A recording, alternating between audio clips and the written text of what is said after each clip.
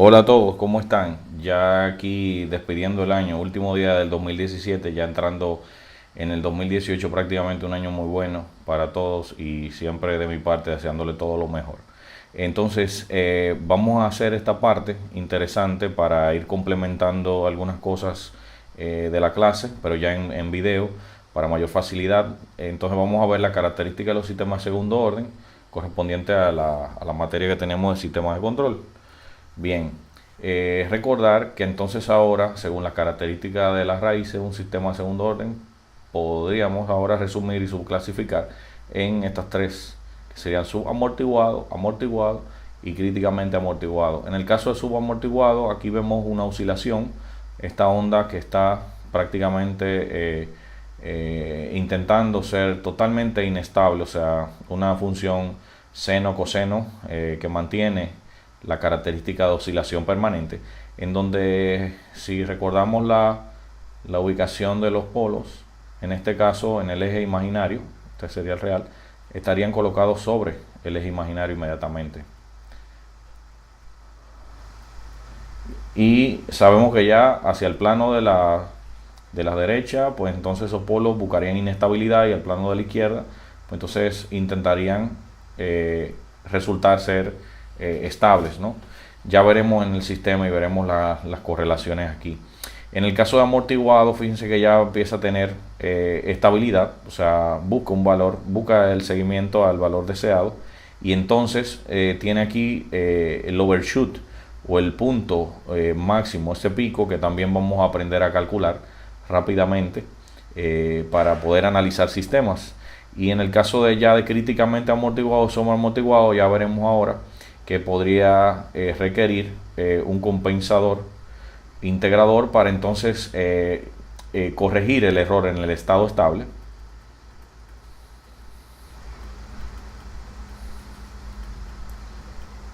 Bien, y a su vez entender que estos serían procesos o sistemas que estarían trabajando en una respuesta más lenta, o sea, van a requerir más tiempo para lograr hacer esa síntota y llegar a la estabilidad. En el caso amortiguado prácticamente es más rápido, ¿verdad? Pero implica tener overshoot.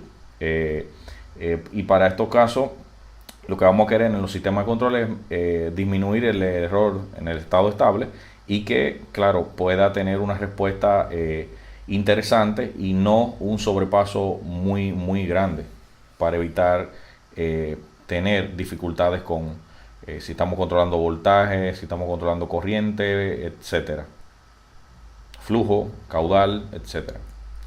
Bien, y entonces ahora, de esta manera general, vamos a ver un sistema de segundo orden, B sobre S cuadrado más AS más B. Y en este caso, ahora vamos a identificar estos coeficientes. A ser igual a 2 veces el factor de amortiguación, Z, multiplicado por Wn, que sería la frecuencia natural del sistema. Wn a su vez lo vamos a relacionar acá, sería la raíz cuadrada de B, ¿verdad? Y entonces de esta manera encontraríamos la frecuencia natural.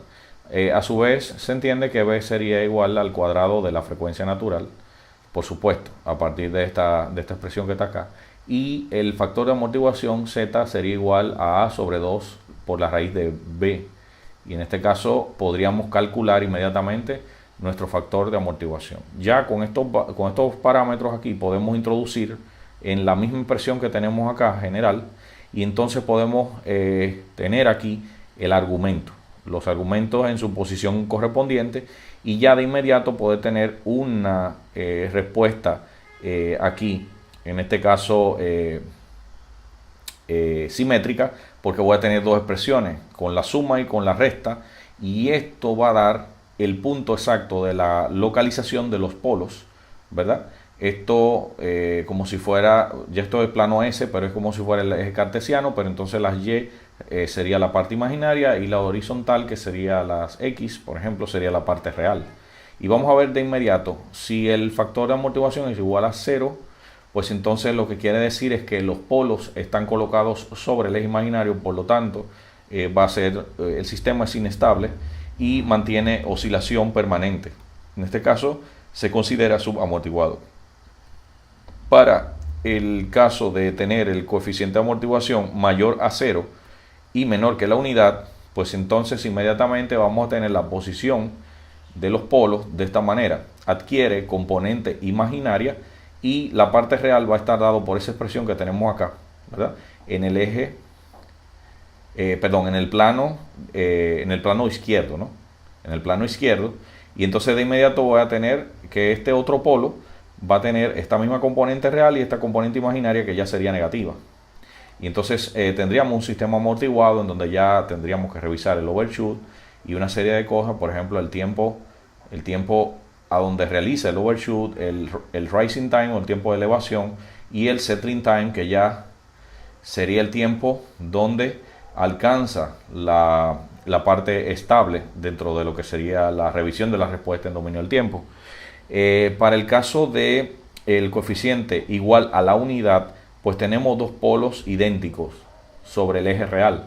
Y en este caso, miren aquí cómo está dado la localización de estos polos en el plano S.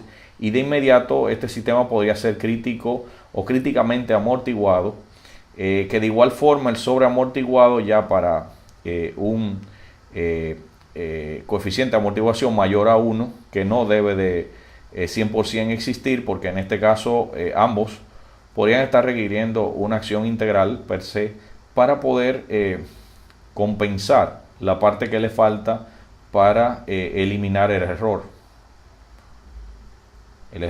en el estado estable, y en este caso poder conseguir el valor deseado en el tiempo apropiado. En este caso prácticamente nosotros con los sistemas de control vamos a trabajar entre estas dos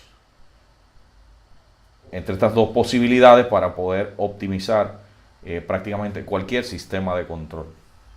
¿Ok?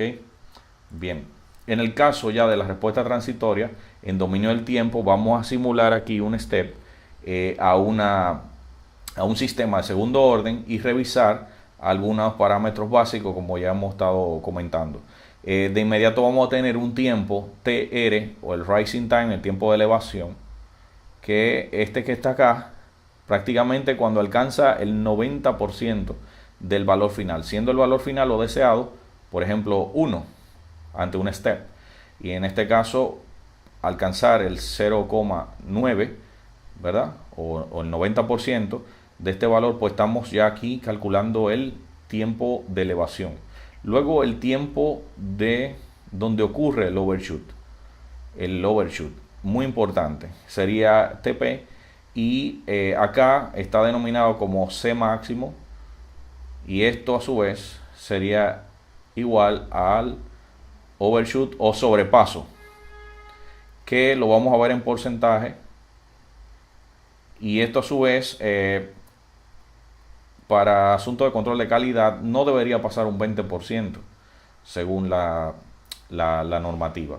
Bien, entonces en este caso ya para ver el próximo tiempo sería TS, tiempo de asentamiento o settling time. Ya aquí la respuesta ha logrado entrar, aproximarse al valor deseado, en este caso el 100%, y fíjense que tiene un rango, hay un rango acá. Ese rango más un 2% del valor deseado y menos un 2% del valor deseado. Por lo tanto, no deberá sobrepasar más o menos un 2%, ¿verdad? Del valor deseado. Ya el sistema aquí está encontrando su asíntota en el set point o valor deseado. Bien, y está dentro de este rango. De no estar en ese rango, pues realmente se está saliendo de valores de méritos necesarios para poder entender que un sistema de control ha encontrado la estabilidad. Y claro, minimizar, en este caso ver un error en el estado estable menor a un 2%, por encima o por debajo. En el caso de la expresión que tenemos acá, es la expresión que define el C máximo que está acá en función de el tiempo. Y esta expresión que está acá es ya resumida para poder encontrar el punto máximo que está acá en función de el factor de amortiguación que tenemos aquí, Z en este caso.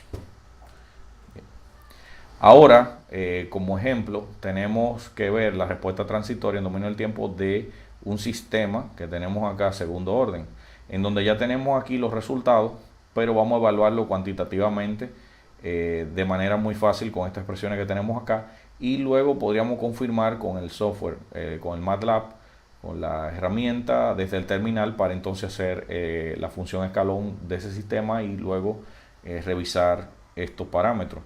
El tiempo de asentamiento o settling time a un 98% del valor deseado se podría calcular mediante esta expresión que está acá.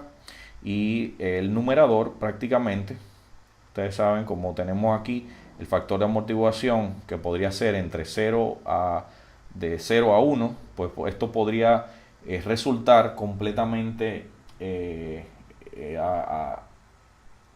podría limitarse este rango entre 3.91 a 4.74,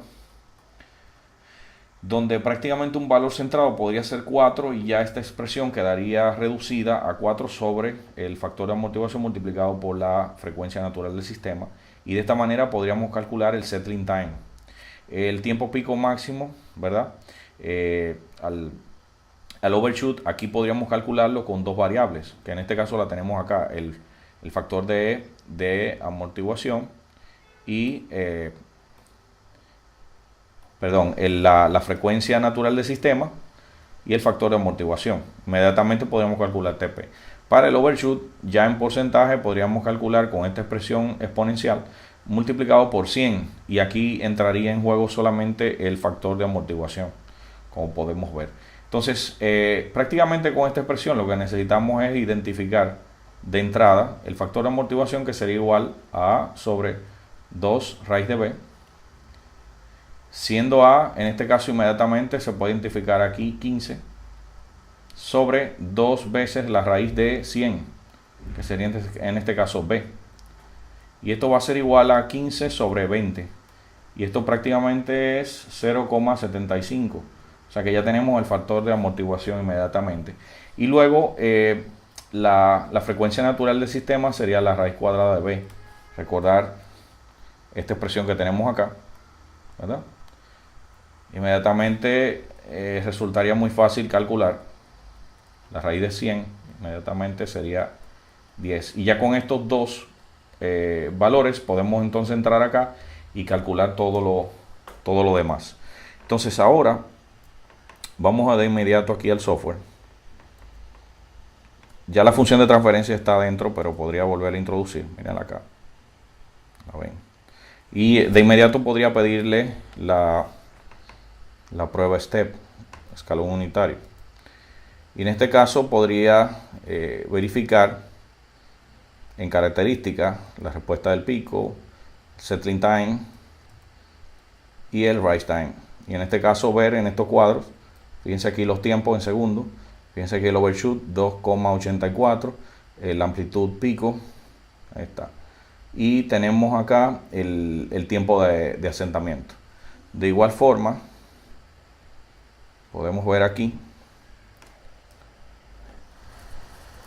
si revisamos el lugar geométrico de las raíces, en este caso podríamos ver en grid acá, podríamos ver que aquí la ubicación del polo o de los polos, en este caso recordar que el factor de amortiguación ha dado 0,75. Fíjense aquí sería el damping, y entonces en este caso fíjense que desde aquí, desde el origen, ese ángulo, ¿verdad? Marca aquí 0,8, ¿verdad? El coeficiente de amortiguación, y va reduciéndose, ¿no? Hacia allá, hacia arriba y hacia abajo, ¿no? Pero prácticamente la ubicación de los polos dentro de lo que es el root locus, y luego vamos a ver cómo lo vamos a utilizar para el diseño del compensador, pues podríamos darnos cuenta cómo anda el damping ratio que en este caso hemos calculado. Bien, ahora vamos a ver que si detener la respuesta transitoria en dominio del tiempo, ¿verdad? Aquí en este multigráfico o concatenación de gráficos, tenemos para un factor de amortiguación de 0.1, 0.2 y así hasta 0.8. Vemos cómo va creciendo no necesariamente es el sistema que que hemos visto ahora, el que tenemos, sino a modo general.